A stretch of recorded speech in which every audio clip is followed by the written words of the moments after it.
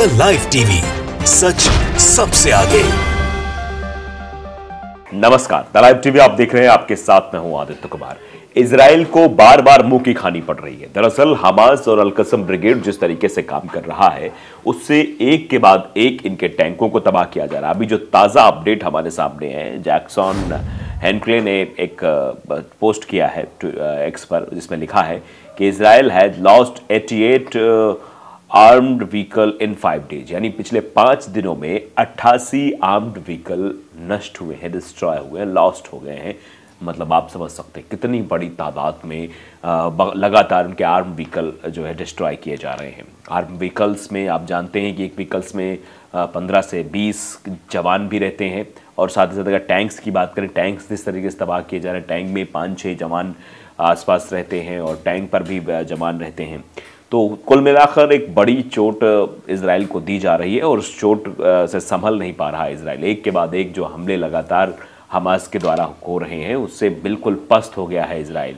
और इस तरीके की चीज़ें जो तस्वीरों में साफ तौर पर दिखाई भी दे रही हैं, और आप देख सकते हैं ऐसी तबाही जिसके बारे में शायद सोचा भी नहीं होगा। 88 बख्तरबंद सिर्फ 5 दिनों में तबाह कर दिए गए। आप समझ सकते हैं किस तरीके की ताकत हमास के पास है। तो यही अमेरिका भी सोच रहा है कि हमास से जब पंगा नहीं ले पा रहा, हमास को जब मात नहीं दे पा रहा है इजराइल, तो हिजबुल्लाह से क्या युद्ध करेगा। हिजबुल्लाह से वो लेबनान की तरफ से जो है अटैकिंग मोड में दिखाई दे रहा है। इसीलिए अमेरिका की तरफ से ये बात आती है कि भैया ये सब नहीं होना चाहिए, बंद करो, लेबनान की तरफ मत फोकस करो। दरअसल जो कुछ भी हो रहा है, इसके पीछे अमेरिका का हाथ है, ऐसा नसरुल्लाह जो हिजबुल्लाह के चीफ है उनका कहना है। ये सब जो कुछ भी हो रहा है, जो कुछ भी कराया जा रहा है, इसके पीछे जो है अमेरिका का हाथ है, ये हिजबुल्लाह का कहना है। तो आप समझ सकते हैं कि अमेरिका ही बार बार इंगित कर रहा है, अमेरिका ही बार बार रोकने की कोशिश कर रहा है। वो सिर्फ और सिर्फ मासूम लोगों की जान लेना चाहता है, क्योंकि जिस तरीके से वो समर्थन कर रहा है, गाज़ा पट्टी पर हमला करो, लेबनान की तरफ मत करो, ये क्या दर्शा रहा है। मतलब गाज़ा पट्टी में मासूम लोगों की जानें जाती रहे, गाज़ा पट्टी की तरफ मत बढ़ो, वहाँ सक्रियता मत दिखाओ, युद्ध विराम की बात करो, लेकिन उधर लेबनान पर भी जो है चीज़ों को रोक दो जो लेबनान पे हो रही हैं। तो लगातार ये संघर्ष जो है वो बढ़ता चला जा रहा है, और आने वाले समय में चीज़ें और भी बिगड़ती हुई दिखाई दे रही। कुछ अपडेट्स हमारे सामने हैं, हम आपको अपडेट्स भी कुछ बताते हैं आगे का क्या कुछ है। पता चल रहा है कि जंग के बीच गाज़ा के अल शिफा अस्पताल से हज़ारों लोग भागे हैं, खतरे में दर्जनों शिशुओं की जान। दरअसल भागना पड़ेगा ही, मजबूरी ये है कि वहाँ पर ईंधन खत्म हो रहा है, वहाँ पर जो ज़रूरत की दवाइयाँ हैं वो ख़त्म हो रही हैं, लेकिन ये कोई नहीं देख रहा है। ख़ास तौर पे अमेरिका को ये सब दिखाई नहीं दे रहा है। अमेरिका के ऊपर ऐसी ज्यादती हुई होती तो फिर वो क्या रिएक्ट करता है, आप हकीकत में जानते हैं। दरअसल वो इजराइल का सपोर्ट कर रहा है, और दरअसल इजराइल ऐसा है जो लगातार जो है मतलब निशाना बना रहा था फ़िलिस्तीन को, फ़िलिस्तीनियों पर अत्याचार कर रहा था, जिसका नतीजा 7 अक्टूबर को देखने को मिला था। अब फिर से वो जो गाज़ा पट्टी में फ़िलिस्तीनियों को मार रहा है, मासूम बच्चों को मार रहा है, मासूम नौजवानों को मार रहा है। इजराइल हमास जंग के बीच हज़ारों लोग गाज़ा के मुख्य अस्पताल से भाग गए, लेकिन बच्चों सहित सैकड़ों लोग अभी भी वहाँ फंसे हुए हैं। हमास शासित गाज़ा में स्वास्थ्य मंत्रालय ने इसकी जानकारी दी है। गाज़ा के अस्पतालों के निदेशक मोहम्मद जकाउत का कहना है कि शिफा में लगभग 650 मरीज और गंभीर रूप से घायल लोग हैं, जिनका इलाज लगभग 500 चिकित्सा कर्मी कर रहे हैं। लेकिन अस्पतालों को भी निशाना बनाया जा रहा है, अस्पतालों पर भी अटैक किया जा रहा है, इसलिए अस्पतालों में भी महफूज अपने आप को महसूस नहीं कर रहे हैं। इजराइल हमास गाज़ा के बीच सबसे बड़े अल शिफा अस्पताल से हज़ारों लोग गायब हो गए, मतलब भाग गए हैं। स्वास्थ्य अधिकारियों ने कहा कि सोमवार को बिजली की कमी के कारण मरने के जोखिम वाले दर्जनों शिशुओं सहित सैकड़ों मरीज अंदर ही फंसे हुए हैं। इजरायली सेना ने दावा किया कि उसने अपने जनरेटरों को बिजली देने मदद के लिए अस्पताल के पास 300 लीटर यानी 79 गैलन ईंधन रखा था, लेकिन हमास के लोगों ने कर्मचारियों को वहां तक पहुंचने से रोक दिया, जबकि ये सरासर झूठी और फरेब खबर है। अगर आपको अस्पताल में वाकई मदद पहुंचानी थी तो अस्पताल पे हमला क्यों करते। मतलब चोट भी आप दे रहे हो, मरहम भी देने की बात कर रहे हो, और ये बताने की कोशिश कर रहे हो कि हम बेरहम नहीं हैं, लेकिन पूरा देश, पूरी दुनिया देख रही है आज की इजराइल की बेरहमी किस कदर बढ़ गई है कि मासूम बच्चों को वो काल के गाल में भेज रहा है।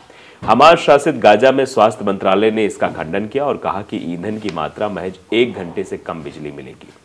7 अक्टूबर को हमास द्वारा किए गए अचानक हमले पर इजराइल जवाबी कार्रवाई कर रहा है, जिसके तहत अब तक गाज़ा में 23 लाख फिलिस्तीनी निवासियों में से 1/3 अपने घरों से भागने पर मजबूर होना पड़ रहा है। इजराइल ने कहा कि अस्पताल हमास द्वारा मानव ढाल के कथित उपयोग का प्रमुख उदाहरण है। मतलब आप समझिए अस्पताल पर हमला किया, अस्पताल के सैकड़ों मासूमों की जान ले ली और उसके बाद इस तरीके से रिएक्ट कर रहा है कि ये तो हमास का अड्डा बन गया है अस्पताल। इजराइल ने बिना किसी सबूत के दावा किया है कि आतंकवादियों के पास चिकित्सा परिसर के अंदर और नीचे एक कमांड सेंटर और अन्य सैन्य बुनियादी ढांचे हैं। आप देखिए इसमें पहली लाइन में लिखा हुआ है, इजराइल ने कहा कि अस्पताल हमास द्वारा मानव रहित ढाल के कथित उपयोग का प्रमुख उदाहरण। इजराइल ने बिना किसी सबूत के दावा किया, यानी इजराइल के पास कोई सबूत नहीं है इस बात का कि वहां पर मानव ढाल हमास बना रहा है। दरअसल हमास तो विद्रोही संगठन है, हमास तो खुद जो है अपने लोगों के लिए लड़ रहा है, उनकी ज़मीन के लिए लड़ रहा है। तो ऐसे में वहाँ के लोगों को ढाल क्यों बनाएगा, ये अपने आप में बड़ा सवाल है। कमांड सेंटर यानी आप समझिए कि वो कह रहे हैं कि वहाँ नीचे एक बना रखा है। हालांकि हमास और अस्पताल कर्मचारी उन आरोपों से सीधे सीधे इनकार कर रहे हैं। मतलब अस्पताल कर्मचारी भी कह रहे हैं कि इजराइल द्वारा जो ये आरोप लगाया जा रहा है ये बेबुनियाद है, इसकी कोई सत्यता नहीं है। और हमास भी कह रहा है। गाजा के अस्पताल निदेशक मोहम्मद जकाउत का कहना है कि शिफा में लगभग 650 मरीज और गंभीर रूप से घायल लोग भी हैं, जिनका इलाज लगभग 500 चिकित्सा कर्मचारी कर रहे हैं। उन्होंने अनुमान लगाया कि लगभग 2500 विस्थापित फिलिस्तीनी अस्पताल के अंदर शरण लिए हुए हैं।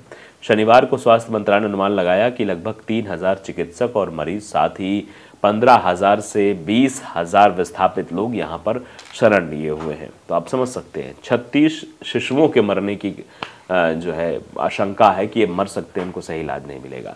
स्वास्थ्य मंत्रालय कहना है कि शनिवार को अस्पताल के आपातकालीन जनरेटर का ईंधन खत्म होने के बाद से 3 शिशुओं और 4 अन्य मरीजों की मौत हो गई। इसमें कहा गया कि अन्य 36 शिशुओं और अन्य रोगियों के मरने का खतरा बरकरार है, क्योंकि जीवन रक्षक चिकित्सा उपकरणों को बिजली देने का कोई रास्ता ही नहीं बचा है। वहीं इजरायली सेना ने कहा कि वो रविवार को शिशुओं को ले जाने में सहायता करेगी। बेवजह की बात इजराइल की ओर से कही जा रही है। रॉकेटों की बौछार फिर क्यों की जा रही है? मतलब उनको एक तरफ मारा जा रहा है, दूसरी तरफ ये भी कहा भी जा रहा है कि हम ये मदद कर रहे हैं, लेकिन हमको हमास नहीं। मतलब हमास के बारे में वो गलत छवि प्रदर्शित करने की कोशिश कर रहा है और खुद को मतलब पाक साफ बताने की कोशिश कर रहा है, जबकि हकीकत पूरी दुनिया जानती है। गाजा में स्वास्थ्य मंत्रालय के अनुसार युद्ध शुरू होने के बाद से 11,000 से अधिक फिलिस्तीनी मारे गए हैं, जिनमें से 2/3 महिलाएं और नाबालिग हैं। करीब 2,700 लोगों के लापता होने की भी खबर है, जो शायद मलबे के नीचे दब गए होंगे। हमास के शुरुआती हमले में मारे गए इजरायली पक्ष के कम से कम 1200 लोग मारे गए, जिनमें ज़्यादातर नागरिक हैं। दरअसल फिलिस्तीन ने छापे में पकड़े गए लगभग 240 बंधकों को बंधक बना रखा है, जिसमें पुरुष, महिलाएं, बच्चे और बड़े वयस्क भी शामिल हैं।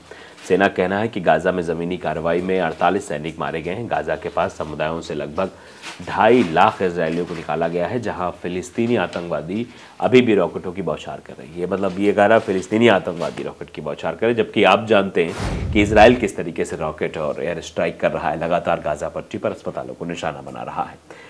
क्योंकि ज़मीनी हमले को तो नस्तानाबूद कर दिया जा रहा है, अल-कसम ब्रिगेड नस्तानाबूद कर दे रहा है, हमास 5 दिनों में 88 टैंकों को तबाह कर दे रहा है। तो ज़मीनी हमले पर तो ये लोग मतलब सफलता नहीं प्राप्त कर पा रहे, बस हवाई हमले में अपनी ताकत दिखाने की कोशिश कर रहे हैं।